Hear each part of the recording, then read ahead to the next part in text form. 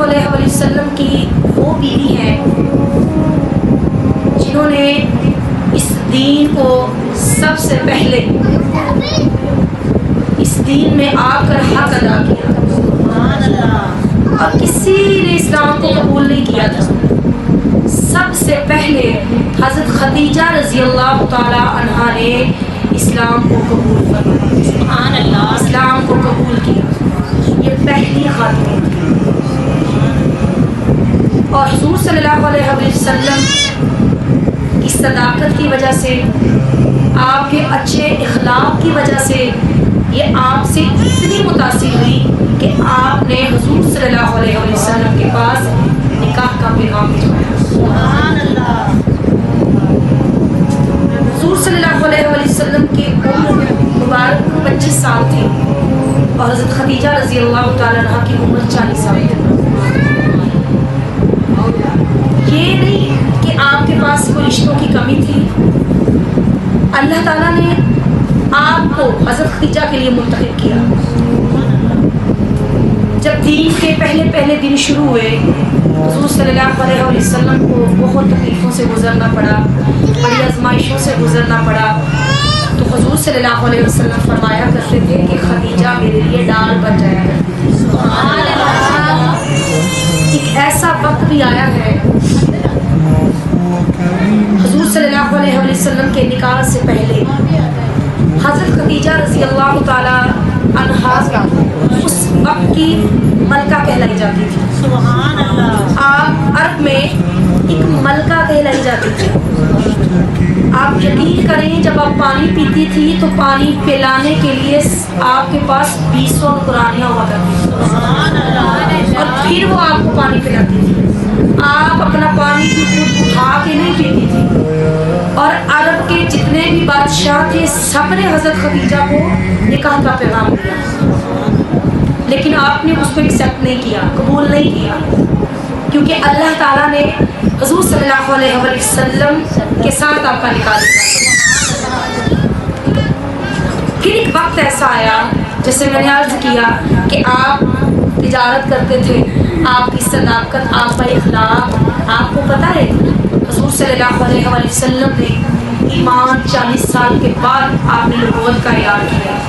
لیکن آپ کو پتہ ہے 40 سال حضور نے کیا کیا ہے؟ 40 سال حضور صلی اللہ علیہ وسلم نے اخلاق بانٹا ہے. آج تو ہم حضور کے اخلاق میں پورا ہی نہیں کر سکتے. ہم تو کر ہی نہیں سکتے اپنا اخلاق ایسا اچھا جتنے اعلیٰ درجے کا اخلاق حضور کا تھا. آپ سے اگر کوئی بات کرتا تھا تو آپ کوئی پکارتا تھا آواز دے کر، تو حضور صلی اللہ علیہ وسلم یہ نہیں تھا کہ صرف ایسے منہ موڑتے تھے، آپ اپنا سارا رخ موڑ لیتے تھے. اگلے کی طرف جو آپ کو مخاطب کر کے بلاتا تھا، حضور اپنا پورا رخ موڑ کر اس کی بات سنتے تھے. آپ بزرگوں سے محبت کرتے، آپ چھوٹوں سے شفقت اور پیار کرتے. آپ اگر کوئی برا بلا کہہ رہا ہے تو آپ ان کے لیے دعا فرماتے. اتنا حضور کا اخلاق اچھا تھا کہ طائف کے بازاروں میں حضور نے فرمایا مجھے طائف کے جو منظر ہے نا وہ کبھی بھولتے نہیں.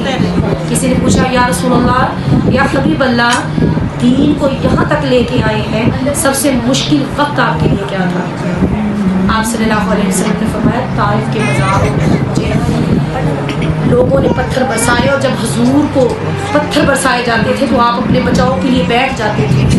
یہاں سے اٹھا کر پھر سے کھڑا کر کر آپ کو پتھر برسائے جاتے تھے. آپ کیا کہتے تھے؟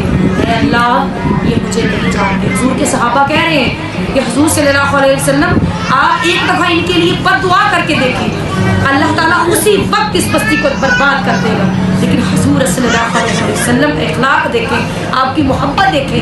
آپ کہہ رہے ہیں نہیں. آپ جب ہاتھ اٹھا رہے ہیں سب صحابہ حیران ہوئے کہ شاید حضور کسی کے لیے بد دعا کرنے لگے ہیں. لیکن حضور نے جب ہاتھ اٹھائے تو کہا اے اللہ، یہ مجھے نہیں سمجھتے، یہ مجھے نہیں جانتے. اللہ انہیں وہ آنکھیں دے دے جن سے یہ مجھے دیکھ سکے. اللہ انہیں وہ شعور دے دے یہ مجھے سمجھ سکے. اللہ یہ مجھے پہچان سکے. اللہ انہیں ہدایت دے دے.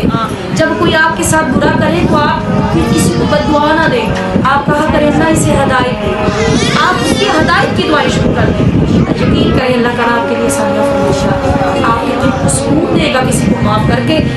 جب ہم یہ دعا دعا کرتے ہیں اللہ اس کو ہدایت دینا، اس کی ہدایت کی زیادہ سے زیادہ دعا کریں. یہ ہمارے نبی کی زندگی تھی.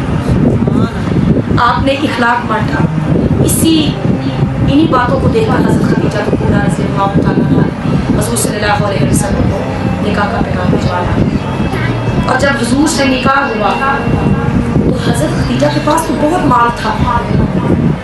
کسی صحابی نے حضور سے پوچھا یا رسول اللہ میں آپ سے محبت کرتا ہوں. حضور صلی اللہ علیہ وسلم نے فرمایا اگر مجھ سے محبت کرتے ہو تو پھر تکلیفوں کے لیے تیار ہو جاؤ، آزمائشوں کے لیے تیار ہو جاؤ.